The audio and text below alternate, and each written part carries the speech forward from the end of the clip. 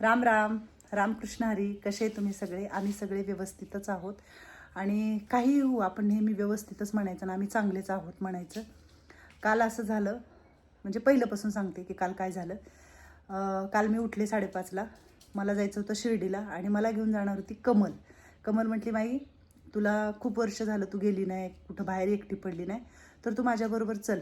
म्हणून तिनं शिर्डीला जाण्यासाठी प्लॅन केला आणि तिने गाडी पुण्यातून बुक केली. डायरेक्ट शिर्डी आणि शनी शिंगणापूर आणि अजून गणपती वगैरे करू आणि मग येऊ, चल माझ्याबरोबर दिवसभर, नाही का. तू ती मुलगी अशी आहे ना, काय माहिती नाही तिला एवढं प्रेम माझ्यावर, काय वाईट पण वाटतं कधी कधी. तर ते एक भाग आहे. म्हणजे मग मी पाणी ठेवत होते तर वैशाली म्हटली, मी ठेवते तुम्हाला ताई पाणी. ठीक आहे म्हटलं, ठेव. बरं पाणी ठेवलं तिने.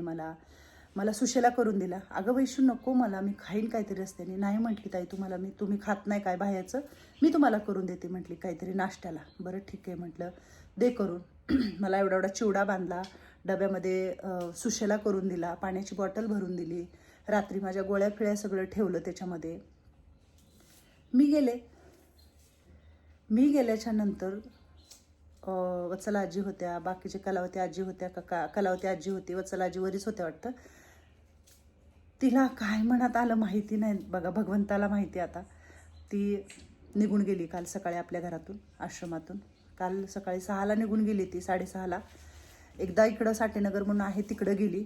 ते दूधवाला दादा मुलगा आला होता, त्यांनी सांगितलं की मला वाटलं की दुकानाला काहीतरी घ्यायला आल्यात वैशालीताई, पण त्यांच्या गाडीच्या मागं ती परत आली, घरात आली, पातीलं घेतलं, त्याच्याकडून दूध घेतलं, घरात ठेवलं आणि परत ती मंदाईला बोलली की मला कढीपत्ता आणायचा आहे, मंदा लक्ष ठेव.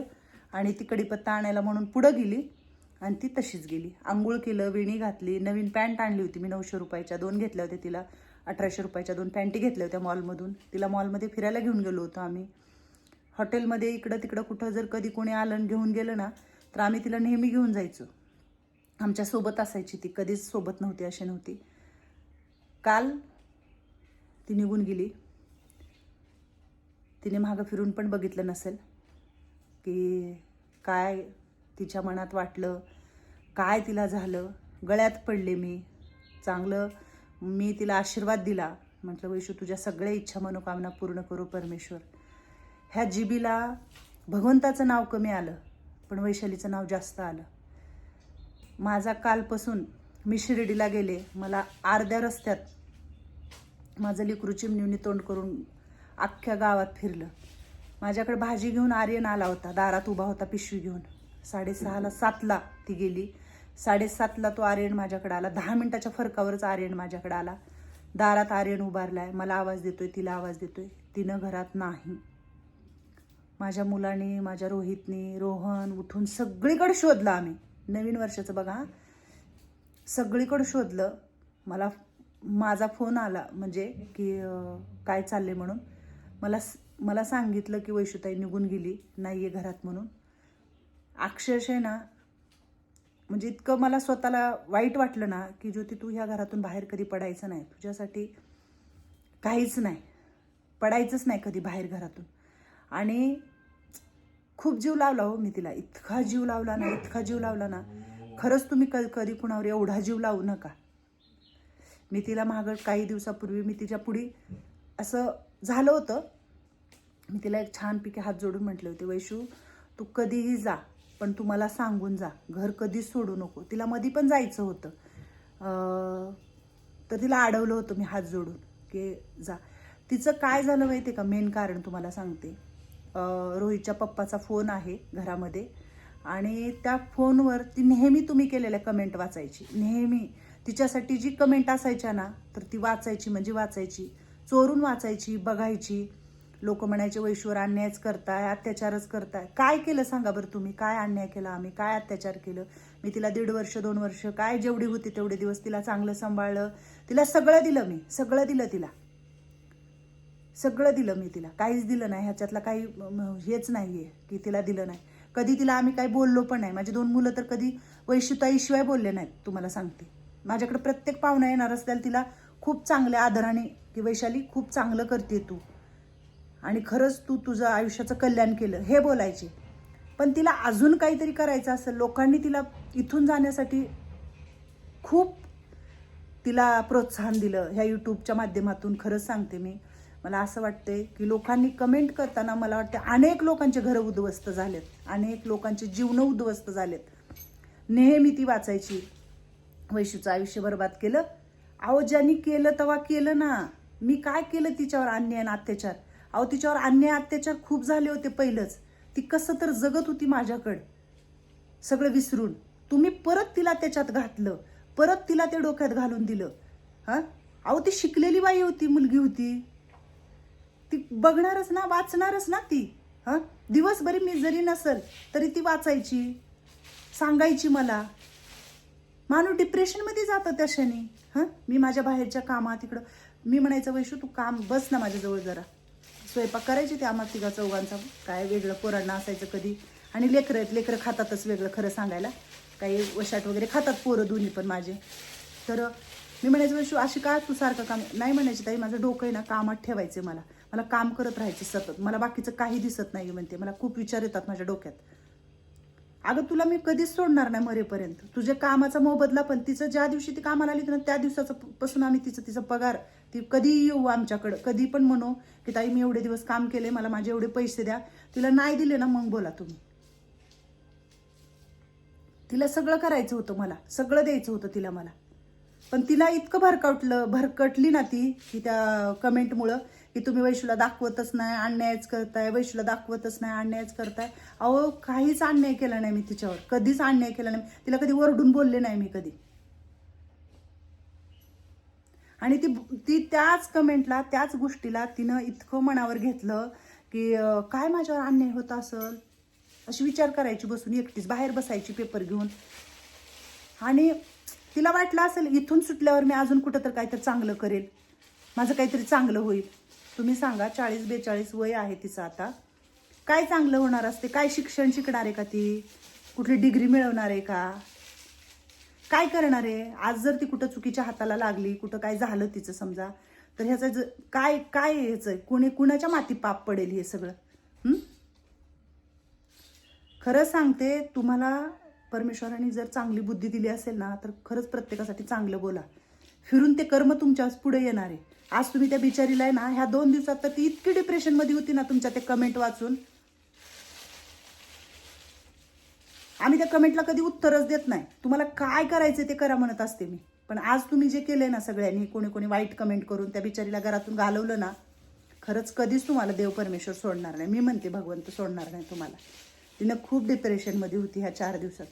तिला कुठं पळावं ते काहीच कळत नव्हतं. ती म्हणायची ताई मी जगते ना सुखानं, मग का लोक सारखे सारखे हे विचारतात? तिला वाटलं असेल माझ्यामुळे ताईला त्रास नको, सारखं ताईला कमेंटमध्ये वैशूला दाखवा, वैशूला का नाही दाखवत? वैशू कोण आहे? वैशू तीच आहे का? तिचा तोच व्हिडिओ आहे का? तिनं मला सगळं बोलायची संध्याकाळी बसल्यावर. अरे ती बिचारी खूप छान जगत होती माहिती आहे का तुम्हाला? खूप खूप म्हणजे तिनं असं स्वतःला उभं केलं होतं. तुम्ही तिला इथून पळून जायला तुम्ही सगळ्यांनी प्रोत्साहित आहात. तुम्ही तिला प्रेरित केलं तुम्ही जायला इथून निघून. तुम्हाला माहिती आहे का आमच्या अख्ख्या घरामध्ये ना एक माथम झाला होता कालचा दिवस, आमच्यासाठी इतका डेंजर होता.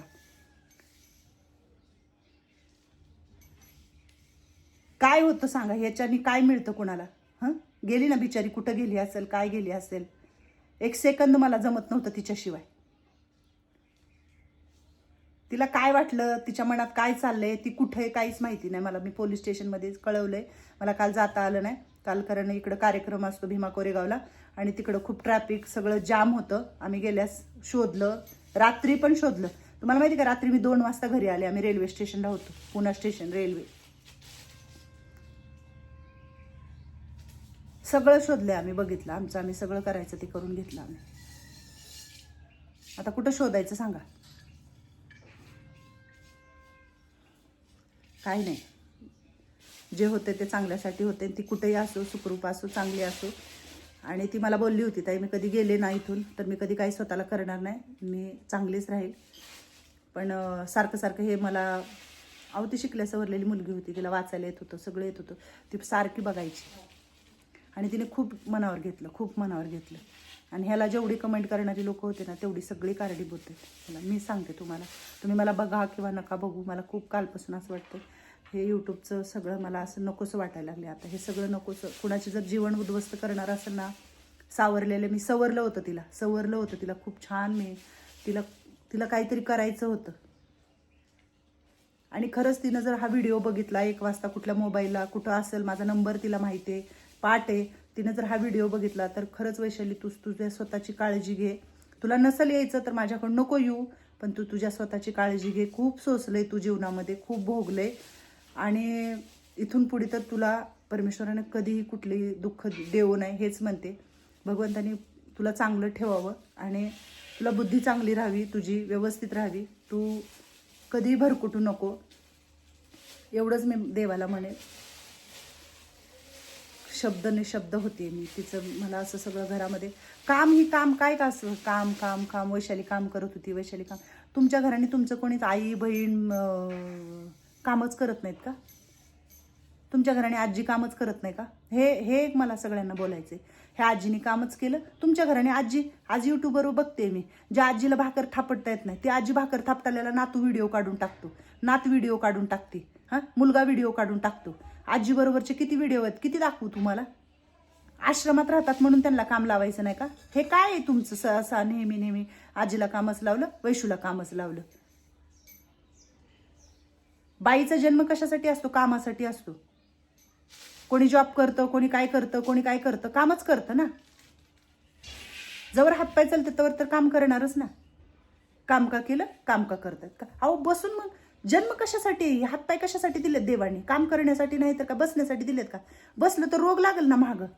अहो कामं लावूनच, कामं करून घेऊनच ह्यांच्याकडून ह्यांचे आजार, ह्यांच्या जे डिप्रेशनमध्ये गेलेली होती ना लोक सगळी, घरातल्या त्रासाने त्यांना बाहेर काढलं होतं मी. पण तुमच्या ह्या सगळ्या गोष्टीमुळे ना माझी इथलीच लोक आलेली पळून चालली. ताई समोर कुणी बोलत नाही पण मागं काय काय बोलतात, किती बोलतात मला.